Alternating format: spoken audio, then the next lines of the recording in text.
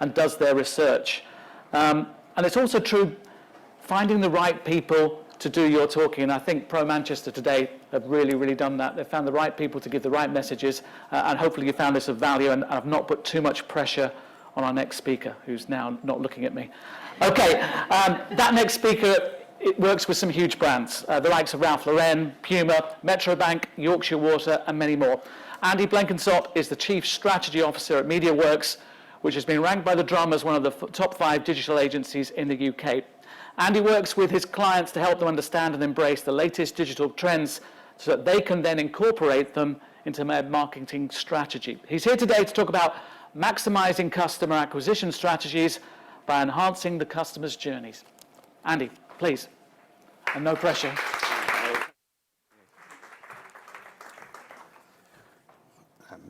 Can I just test, is the mic working? I know mine was turned off. Can everybody hear me? Cool. First of all, thank you, Pro Manchester, for having me. Thanks for breakfast. Thank you for lunch. I hope everybody's had a great day.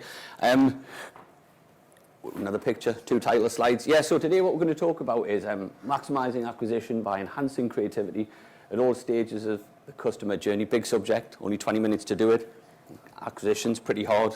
Customer journeys are pretty complex.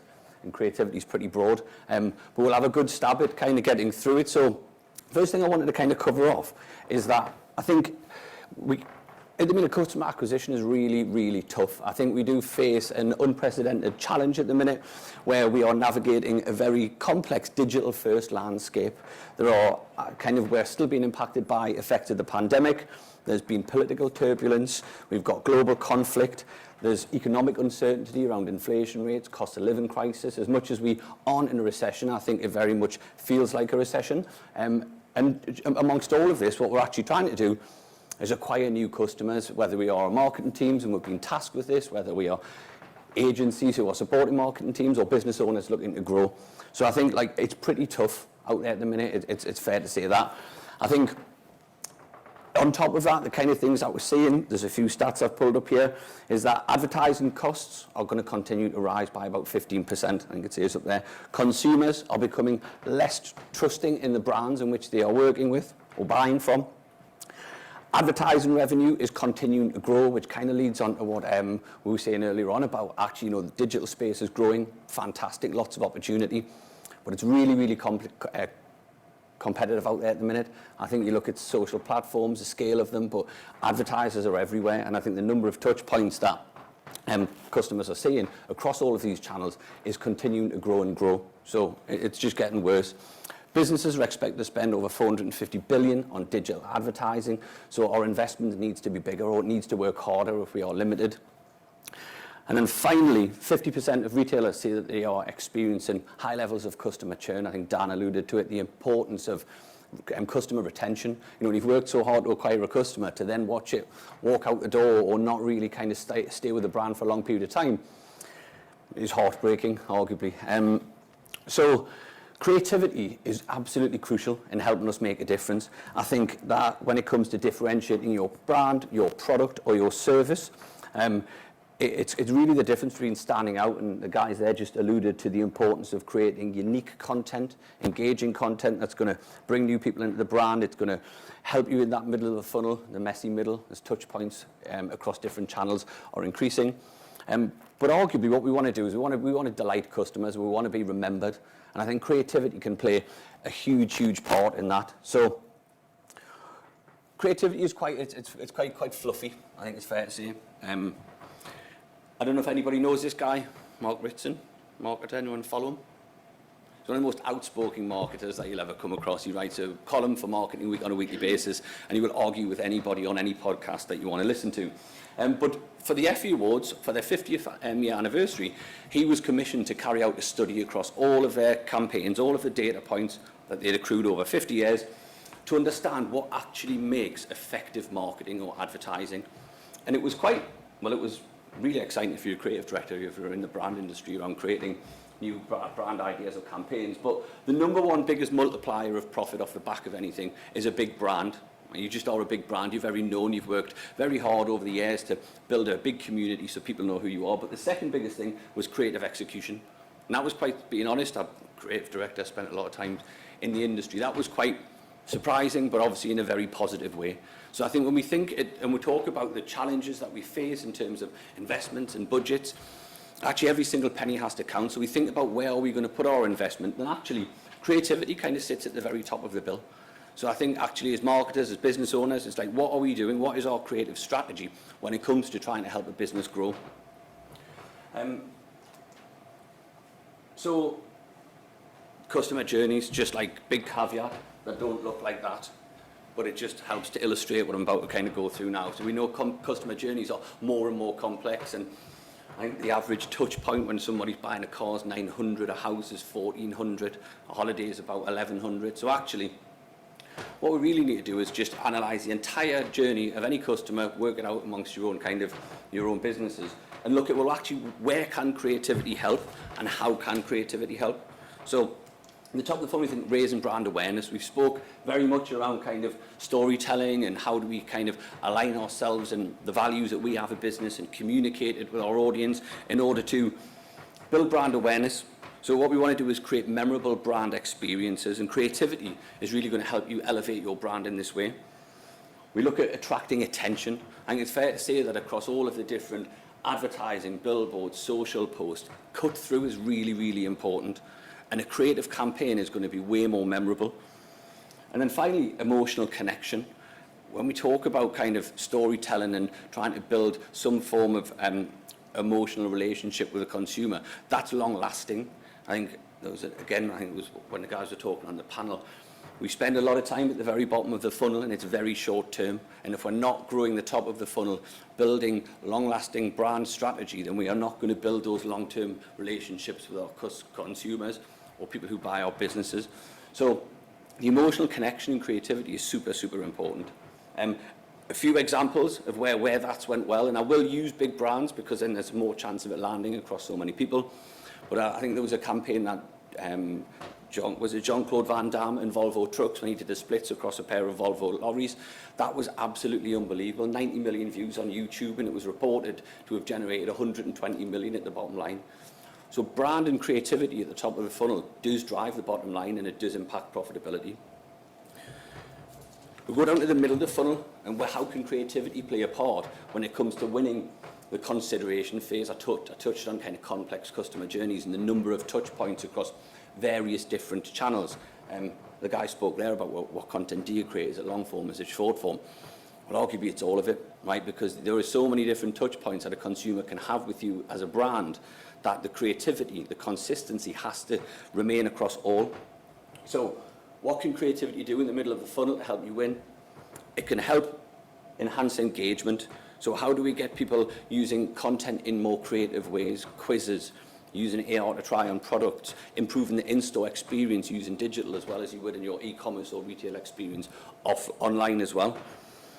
I think it's things like this can then encourage sharing, and I can't even say virality. Things going viral, I don't even know if that's a real word. Things going viral, you know, when we're talking about how expensive it is to acquire new business or attract new customers at the minute, then creating content that can be shared, that you can leverage other people's network to start to begin to build a community around your brand is absolutely key. And all of that's going to help that differentiation piece. When Dan spoke earlier on around the importance of retention and keeping customers a part of a brand, like 50% of people apparently are quite happy to kind of move around different brands. So we've got to fight really hard and make sure that we have differentiation in the middle of the funnel. Quickly, decision stage, improving conversion rate, creativity, I think around kind of calls to action. How do we make our content as engaging as possible? How can we be creative around costs? How can we be creative around our messaging? That's where we reap all of the rewards and the benefit from everything we've done up top, right? So it's critical that we think about how we're doing that in a creative way. And then finally, we go to the loyalty at the bottom of the funnel. So at the point of when we've converted a customer, what are we doing creatively to potentially retain that customer? If you look at the likes of, say, Adobe Creative Cloud, where if you're using Photoshop, you're part of a community, you can upskill, you can learn more about the product. That keeps you coming back, that keeps you there. Nike training, we talked about creating content here and like long form video content. And the Nike training, there's videos on YouTube, they've developed that into an app, and that's keeping people a part of the brand. You become part of their everyday life and not just a product purchase. So creativity does everything. You can use it to deploy it, not just about creative in terms of design, but creative thinking when it comes to platform, content type, and storytelling. So that was just a bit of theory, I suppose, background, why is creativity important and how can it help? But I think what I wanted to do is kind of look at a few ways of how we can enhance our creative approach. So I'm going to try and speak as broadly as I can here, because I want to just talk about like design, and I will touch on a little bit quite kind of tactical stuff, but how can we look at our creative strategy and what kind of things should we be doing to improve it across all of those stages? So number one is obsess over your customers. Make sure that you absolutely understand everything you possibly can about your customer. Creativity is subjective. You know, sometimes you have a good feeling, you know what's a good idea and you know what's not. You can see cut through coming through in a category of a competitor. But actually, the more you know about your customers and the more data that you can collate around a customer will shape your creative strategy. So you can, blue instead of white, sorry, colour palettes went a bit wrong. So, you know, we'll take a lady here looking to purchase a new car. We can start with demographics, married, 2 children, age of 32. Massive faux pas. That says up here that she likes a car that would really work well for a family. There'll be stuff here around safety, no doubt. I can't remember all of this. I'm concerned about the planet and our future, so we'll be talking about the efficiency of a vehicle, the impact that it has on a planet. Our creative strategy and our storytelling does not need to align with demographic, but value graphics. That's how we create connection and emotional connection with our target audience. Blue on pink, that won't work neither. We look at the channels in which they are consuming that content, because that's going to shape the long form, the short form. Sometimes we don't need everything, but only by understanding and obsessing over our customers' behavior can we create content that will cut through out of home, interactive blogs, middle of the funnel, and then PR strategies and outreach. We think about women's lifestyle magazines. Where is she going to consume the content about the car that saves the planet and keeps her family safe? You can see threads start to come through. Thank you. You can still see threads start to come through around the social channels in which that you would consume content. So data can inform creativity, and it's absolutely critical. Leverage technology. So this has all been teed up for us. That's a good thing about coming at the end. So we talk about AI and the challenge around it. We're in a place now where generative AI is terrifying everybody. It's took over the metaverse. I was in London yesterday. I was fortunate enough to hear the CMO from Co-op talk about how he spent 2 weeks in Silicon Valley thinking the metaverse is a place for Co-op to engage and create experiences for their members. And I never thought I'd hear a grocery store talking about being in the metaverse. But actually, it's about being where your customers are. We talk about children and Twitch and advertising in-game. It's not the 6 o'clock news. So we really need to think about how technology can enable us get closer to our customers on the channels in which they are. Middle of the funnel, IKEA putting furniture in room. So creative execution in ways that can improve conversion as people are experiencing product. I've only got 4 minutes. I'm going to go fast. This was kind of talking about the importance of consistency and owning spaces, owning colour, owning tone of voice, owning imagery. This is either going to fall flat in its face or it's going to work. Can anybody name that brand? Go on, please, somebody. McDonald's. Name that one. It's easy. Google. And the last, this is the hard one. Spotify. Fantastic. So actually, from owning something as simple as colour, you can start to build consistent language, visual languages that cut through without the need for a logo. And you can be creative in which you think, Google don't need to say Google, you just know it's Google. Somebody did some really cool signs using the McDonald's logo without saying McDonald's, because they're owning spaces, they are consistent on their communication, on their creative, and on something as simple as colour without even saying a logo. Number 4, focus on storytelling. We spoke about the importance of this. Lego, no one talks about Lego when they talk about kind of values and storytelling. The concept of playing, the campaign that they've just said they're going to launch, breaking it down is phenomenal. John Lewis, you know it, I'm not going to go on about it. This was an interesting one. The fella that interviewed the CMO was actually Rankin, who shot that campaign. I think it was the Real Beauty was the campaign. They did get into a little bit of trouble, to be quite honest, but it was a good example of kind of leaning into something that society needed to have a conversation around. Dove have always done that, built loyalty, built long relationships with its users. That went into telling the stories of the women in the images. It went on to creating bottles of certain shapes and sizes. So great campaign, great storytelling, building community for the long term. At the very bottom, data, we talk about the importance of testing and effectiveness. Unless we are already thinking about how we are going to measure our creativity, we are thinking about how we are going to build strategies around personalisation, A/B test what works and what doesn't, not even using the script anymore. Understanding consumer behaviour is the most important thing in terms of effective creative strategies, by using the data to work out what is effective and what is not for your organisation. So, am I done? 2 minutes. Went quick there, didn't I? So by focusing on these aspects, a business can improve customer acquisition. Creativity is not fluffy. Creativity can drive profit. There's lots in there that you can kind of take away and have a think about. Hopefully that was a little bit insightful. Thank you.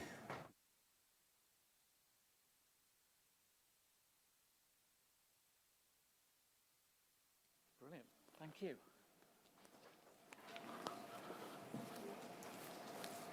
Wow, sensational finish, blimey. I know, the last 10 yards were incredible. You make a good footballer. That was brilliant. Key messages, creativity is key, and absolutely spelt out, but I think that last message, that creativity is worthwhile, it's not fluffy, is really, really powerful, and so too is that emotional connection. And I think everyone in the room that was listening to Andy will realise that he's utterly emotionally connected with his subject and what he does. So thank you for that, because your passion was brilliant, absolutely brilliant. I grew up in a small